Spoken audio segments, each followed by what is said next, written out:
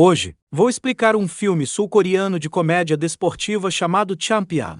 Spoilers! À frente! Atenção e cuidado! A história gira em torno de um antigo lutador coreano de braço de ferro chamado Mark. Atualmente, ele trabalha como segurança numa discoteca na América. Uma noite, no trabalho, é abordado pelo seu antigo colega Kim, que o incita a competir num braço de ferro. Mark não está interessado, mas Kim não desiste e acaba por o persuadir. Vão para o outro lado do clube, onde as pessoas estão a gostar de apostar nos combates. O tipo contra quem Mark está a competir ganhou a noite toda, o que faz de Mark o azarão. Ninguém quer apostar em alguém como ele, o que acaba por ser uma vantagem para Kim. O combate começa e Mark prova por que é que ele costumava ser um lutador profissional de braço de ferro. O adversário transpira muito, mas não consegue mover a mão de Mark nem por um centímetro. Sem sequer tentar. Mark ganha o jogo e Kim fica com um balde cheio de dinheiro. O conflito surge quando o rapaz que perdeu se recusa a aceitar a derrota. Bate em Kim, o que acaba por provocar uma luta entre Mark e um grupo de clientes. Por causa da luta, é expulso do emprego. Uma semana depois, arranja outro emprego como segurança numa mercearia.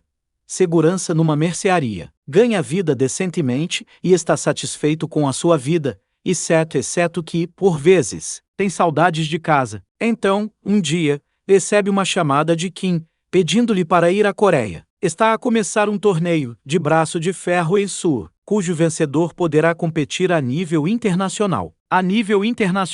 Mark fica a olhar para suas medalhas antigas, durante muito tempo, antes de decidir correr o maior risco da sua vida. Ao aterrar em Seul, Kim vem buscá-lo. Vão a um restaurante e falam de negócios durante uma refeição. Kim quer ser o agente de Mark e ocupar-se da parte comercial da sua profissão. Deseja felicidades a Mark, mas planeia entrar no negócio das apostas para ganhar mais dinheiro. Para isso, terá de explorar as capacidades de Mark.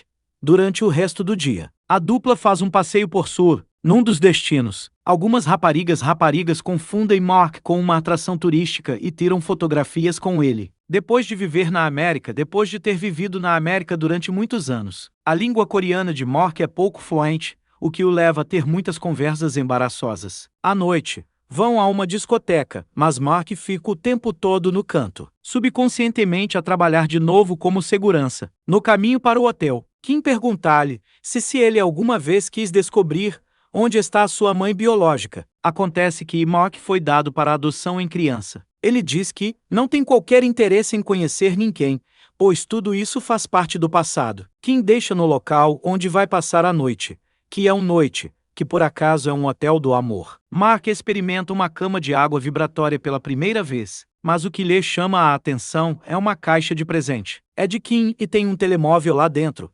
Ao verificar, encontra a morada da sua mãe biológica. Noutro local, Kim aproxima-se de um agiota milionário chamado Yu e pede-lhe que patrocine Mark. Inicialmente, é enforcado de cabeça para baixo por falar com Yu sem autorização. Mas ao ver um vídeo de Mark, o gangster concorda em apadrinhá-lo. A sua única condição é que Mark tem de ganhar e perder como ordenado. Na manhã seguinte, Mark segue o mapa do seu telemóvel e chega a uma morada. Antes de bater a porta, dois miúdos aproximam-se dele. A sua aparência faz-los acreditar que ele é uma fera e, para não os assustar, ele afasta-se. As crianças contam a mãe, Sumi, sobre o estranho que estava à frente da sua casa. A família espia Marcos pela janela e vê-o afastar-se. Sumi tem uma loja de artigos usados que não está a correr bem. Ela deve muito dinheiro ao gangster Yu, que a perturba sempre que pode. Nesse dia, no trabalho, repara que Mark e Yu a entrar numa discoteca no centro comercial. Quem trouxe Mark para o apresentar aos patrocinadores e mostrar as suas capacidades. Aí somos também apresentados a um jovem mimado e rico chamado Ju-hyun. É o parceiro de Yu e aquele que gasta mais dinheiro em apostas. Mark prova o seu valor ao derrotar um homem corpulento da marinha. Por causa da vitória, ele e Kim lhes bem um quarto de luxo, num hotel de 5 estrelas. Kim recebe uma mensagem de Yu que diz que Mark deve ganhar o primeiro jogo amanhã, mas perder o segundo. Teme que Mark não concorde com as condições. Saem para jantar e Kim fala sobre o facto de ter perdido o segundo jogo. Para sua surpresa, Mark concorda em fazê-lo sem problemas. Na manhã seguinte, vemos Sumi a preparar os filhos para a escola. Os seus filhos prontos para a escola. O mais velho, Joo-hyun, está preocupado com o facto de o homem grande ir lá à casa outra vez. Casa novamente. Sumi suspeita que Mark é alguém que ela conhece. Depois de os miúdos saírem para a escola, depois de as crianças saírem para a escola, Sumi traz fotografias antigas e encontra uma com o pequeno Mark e a sua mãe. Lá fora, as crianças voltam a cruzar-se com ele. A mais nova Joon está entusiasmada, mas Joo-hyun ameaça chamar a polícia se voltar a ver Mark. Na cena seguinte, é-nos apresentado o campeão número 1 de braço de ferro da Coreia, chamado Combo. E o convida-o para ir ao clube nessa noite para avaliar as capacidades de Mark. Ele não quer apostar dinheiro até um profissional lhe dar luz verde de que Mark é realmente fiável. À noite, todos se reúnem no clube. Mark enfrenta um gigante de 1,80 m, gigante de 1,80 m na primeira partida. Ganha com grande esforço, impressionando até o próprio campeão da Coreia. Sumi também está na plateia a observar Mark. Durante o intervalo, Yu tenta tocar-lhe de forma inapropriada, declarando que é dono dela por causa do dinheiro que ela lhe deve. Mark vê isto acontecer e não fica contente com o facto. Quando começa o segundo jogo, ele ganha deliberadamente para irritar Yu. Quando Yu tenta afirmar a sua propriedade, é empurrado para o lado. Kim perde a cabeça tentando agradar ao patrão e a Mark ao mesmo tempo. Ele apercebe-se que Sumi é a razão pela qual Mark o traiu. Num acesso de raiva, vai ter com ela para saber da sua relação com Mark. Ao mesmo tempo, Yu chega e começa a agredir Kim. Mark intervém, provocando uma luta entre toda a gente de Yu e apenas ele. Durante a luta, Sumi pede a Yu que pare os seus homens, mas é empurrada para o chão. O tumulto, a confusão para quando a polícia prende Mark e Kim. Precisam da identificação de Mark para o libertarem. Mas ele perdeu o saco e o passaporte na luta anterior. O polícia e Mark enfrentam-se num combate. E ele prova que é realmente um lutador de braço de ferro. Mesmo assim, o homem recusa-se a deixá-lo ir sem uma identificação adequada. Nessa altura, Sumi chega à esquadra da polícia com os seus filhos. Ela encontrou o passaporte dele e tem uma fotografia dele e da mãe que prova a sua identidade. É então revelado que Sumi é a irmã adotiva de Mark e que a mãe deles morreu há 1 ano. Mark fica destroçado ao ouvir a notícia e não sabe como lidar com ela. A família convida Mark e Kim para ficarem em sua casa durante alguns dias. As crianças adoram-no devido à sua personalidade única. A pequena Joon gosta de se aconchegar a Mark e Jun-hyun começa a falar com ele com mais frequência. No exterior da casa, um grupo de adolescentes está a fumar, recusando-se a sair mesmo quando Sumi lhes pede. Mas quando Mark aparece, eles pedem desculpa e fogem num instante. No dia seguinte, o pessoal de Yu vem cobrar dinheiro a Sumi e ameaçá-la. Ao mesmo tempo, Mark está prestes a partir com os seus pertences. Não querendo ser um fardo para a família, ele manda os agiotas embora. Mas os bandidos fazem-no perceber que deve ficar com a sua família para os proteger. Durante os dias seguintes, divertem-se muito juntos, vão a bufetes, comem juntos, jogam coletivamente e vivem como uma família feliz. Até agora, era difícil para Sumi tratar de um negócio e de 2 filhos sozinha. A sua casa está cheia de roupas desorganizadas do seu negócio.